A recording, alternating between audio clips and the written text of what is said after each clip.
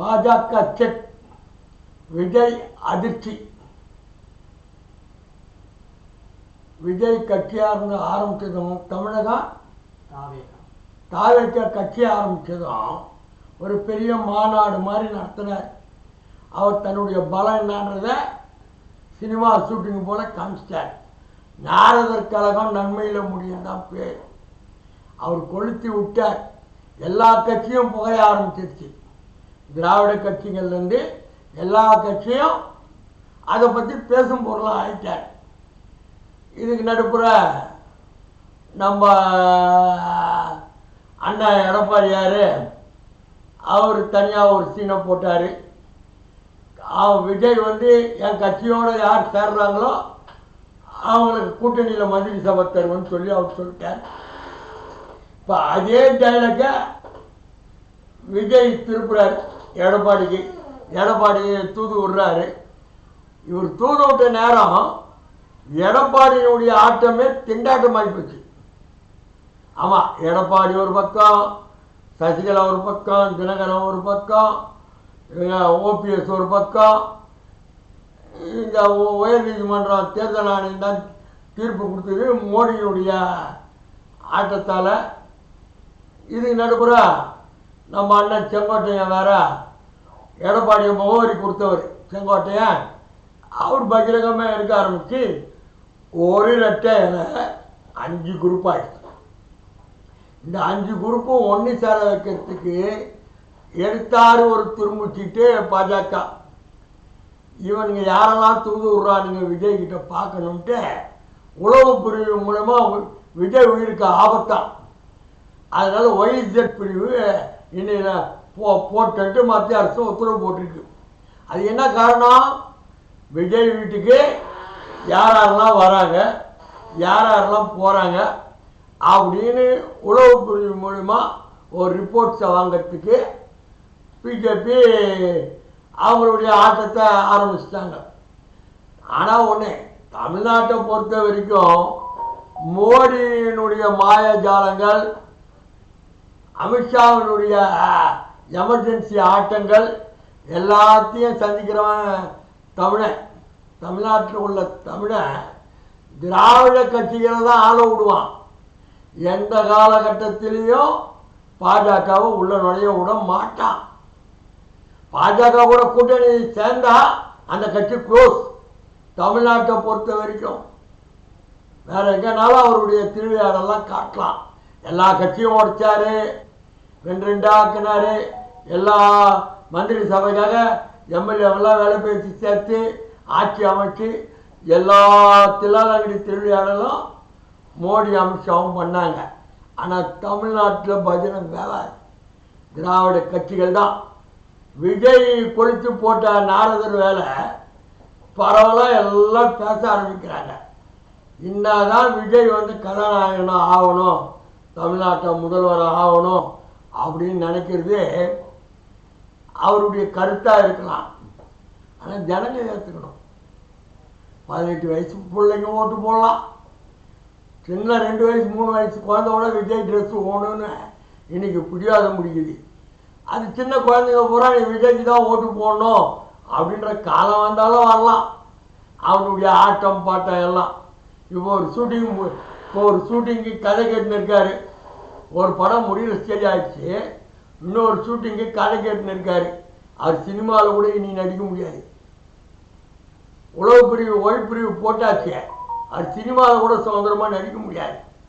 அரசியலில் சினிமாவில் நடிக்கிறேன்னு சொல்லிவிட்டு வெளியே அப்படியே அரசியலில் ஒரு சினிமா நாடகமாக நடிச்சிருந்த விஜய் அரசியல் என்ற சிறைச்சாலையில் லாக் பண்ணியாச்சு. முடிஞ்சு போச்சு. அவரால் சுதந்திரமாக வெளியே போக முடியாது. அது உறுதி. சுதந்திரமாக உறுதியாக வெளியே போக முடியாது. தமிழ்நாட்டில் எங்கே பார்த்தாலும் அவருக்கு ரசிகர் பட்டாளம் இருக்குது. அவங்க கை கூட கொடுக்க முடியாது. இவர் கையும் ஆட்ட முடியாது. ஏன்னா ஒய்பிரிவு கூடவே இருக்குது. இன்னும் கொஞ்சம் நெருக்கடி கொடுத்து இசட் பிரிவு போட்டு எவங்கிட்டவும் அவர்கிட்ட நெருங்க முடியாத அளவுக்கு பண்ணுவானுங்க பிஜேபி. விஜயனுடைய அணுகுமுறையை வச்சு பிஜேபி நெருக்கடி கொடுக்க ஆரம்பிச்சிருவாங்க கொஞ்சம் கொஞ்சமாக.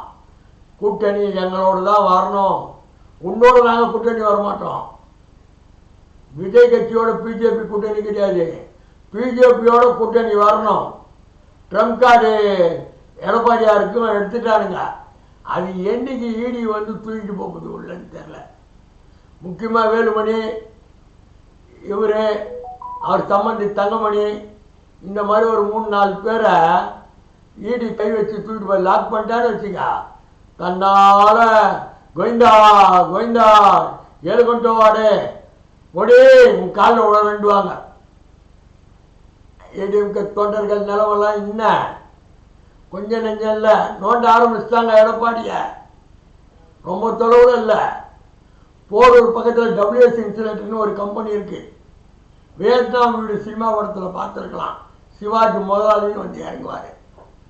ஆமாம், கிட்டத்தட்ட 40-50 ஏக்கர் லேண்டு. அந்த லேண்டுக்கு WS இன்சுலேட்டர் சென்ட்டு அக்விசியேஷன் பண்ணார். வெங்கட்ராமன் கம்பெனி வரணுன்ட்டு அக்விசியேஷன் பண்ணி சேதுராம ஐயர்னு ஒருத்தருக்கு கொடுத்தாங்க.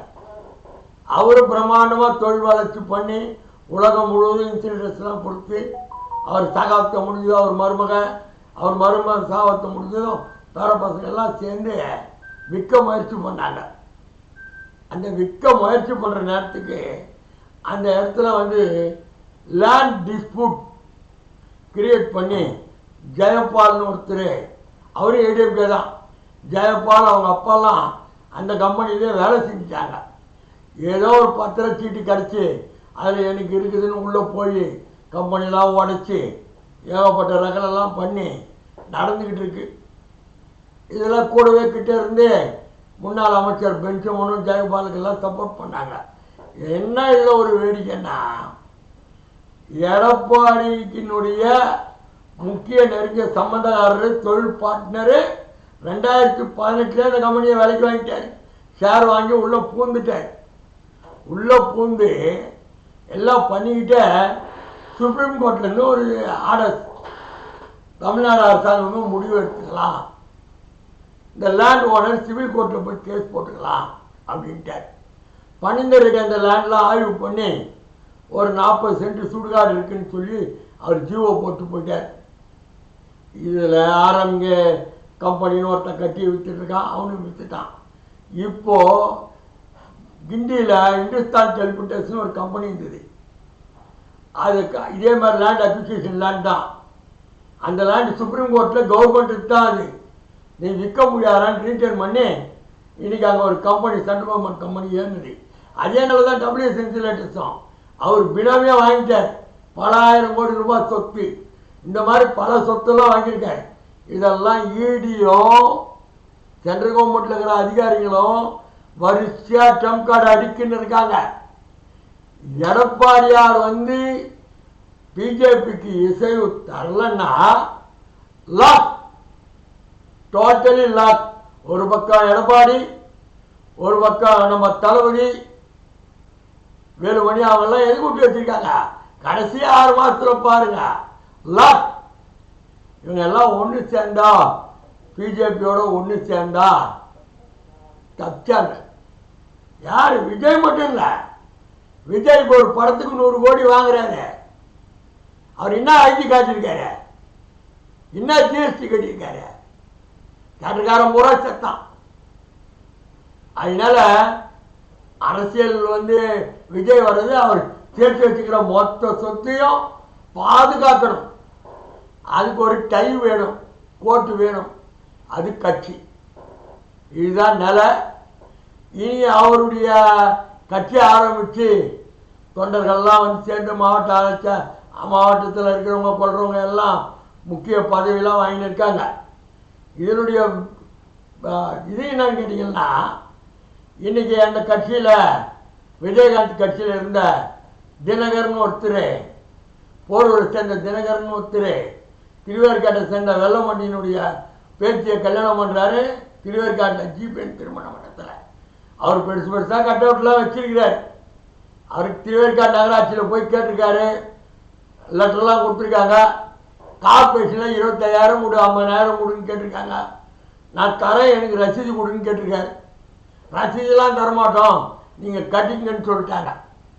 அது பணத்தை கொடுத்துட்டு ரசீது கொடுக்காம நம்ம ஏன் இருக்கணும்னு சொல்லிட்டு இவர் கட்ட ஆரம்பிச்சிட்டாரு. நேற்று நைட்டு கட்டியிருக்காரு, இன்னைக்கு காலைல எல்லாத்தையும் பிரித்து போட்டாங்க டவுன்ஷிப்பில். என்ன கேட்டால் ஃபுல்லாக விஜய் பானே. விஜய் அவர் அந்த கட்சியில் முக்கிய பிரமுகர். நாளைக்கு மதுரவாயல் சட்டமன்ற தொகுதி விஜய் கட்சியில் நிற்க போகிறாருன்னு பரவலாக பேசிக்கிறாங்க. அதெல்லாம் அவரெல்லாம் பேனர்லாம் வைக்கிறார். அந்த பேனர் பூரா விட்டுட்டாங்க. இதில் யார் இன்னைக்கு சஃபர் ஆகுறது? விஜய் கட்சியில் இருக்கிற மாவட்ட செயலாளர், ஒன்றிய செயலாளர், நகர செயலாளர், இவங்கெல்லாம் இனி திருமணம் நடத்தினா, காது குத்தி சீமந்தெல்லாம் நடத்தினா, பர்த்டே ஃபங்க்ஷன் நடத்தினா போஸ்டர் தான் ஓட்டலாம். எங்கேயும் தமிழ்நாட்டில் கட் அவுட் வைக்க முடியாது. ஆளுங்கட்சிக்காரங்க சும்மா விடுவாங்களா? ஆனால் இதில் கழகத்தில் இந்த மாதிரி மேட்டரில் கழகம் போகிறத நியாயம் பிறக்கும். திருவேற்காடை பொறுத்த வரைக்கும் ஏடிஎம்கே பொதுக்குழு மற்ற நிகழ்ச்சிகள்லாம் நடத்தினா ஸ்ரீவாரு கல்யாண மண்டபம், அது எனக்கு பத்மாவதி கல்யாண மண்டபம், இப்போ ஜிபிஎன் கல்யாண மண்டபம். ஒரு வழி அரசியல் அது கட் அவுட் வைக்க முடியாது, நிச்சயமாக வைக்க முடியாது. அந்த தினகர் வந்து சாதாரண ஆள் இல்லை, அவர் ஒரு நாயுடு. ஹைகோர்ட்டில் பொதுநல வழக்கு ஃபைல் பண்ணுவார். எவன் கட் அவுட் எடுத்தாலும் அதெல்லாம் வீடியோ எடுத்து ஃபைல் பண்ணுவார். எப்படியா அவர் கட்டின கட் அவுட்டை ஃபோட்டோ எடுத்து வச்சிருக்காரு. காவல்துறை உதவியினுடன் அந்த கட் அவுட்டை ரிமூவ் பண்ணுறாங்க. கார்பரேஷன் ஆளுங்க எல்லாம் வீடியோ எடுத்து வச்சிருக்காரு. இப்போ எவன் இந்த 3 மண்டபத்தில் பெருசாக பேனர்லாம் வச்சானோ அதுக்கு மொத்தத்துக்கும் கல்யாண மண்டபத்துக்காரன் தான் நான் பொறுப்பு அப்படின்னு சொல்லி ஹைகோர்ட்டில் ரிட்டு போட்டுருவேன். விஜய் ரசிகர்கள் சாதாரணமான ஆளுங்க கிடையாது. விஜய் கட்சியில் இருக்கவங்க வா வா வா வான்னு கூப்பிட்றவங்க அது தயாராக இருக்காங்க. ஏன்னா பேசும்போது ஆகிட்டாங்க அந்த கட்சிக்காரங்க. அதை தானாக வளர்த்து விட்டாங்க ரூலிங் கவர்மெண்ட் டிஎம்கே மட்டும் கட் அவுட் வைக்காதில்ல. டிஎம்கே ஆடி நாசர் நிறைய வச்சிருக்காரு அந்த கல்யாண மண்டபத்துக்கு. பெஞ்சமன் நிறைய வச்சிருக்காரு. இன்னைக்கு எந்த பெஞ்சமன் வைப்பார், எந்த நாசர் வைப்பார், எந்த அரசியல்வாதி அங்கே பேனர் வைப்பாங்க, பொறுத்திருந்து பார்ப்போம்.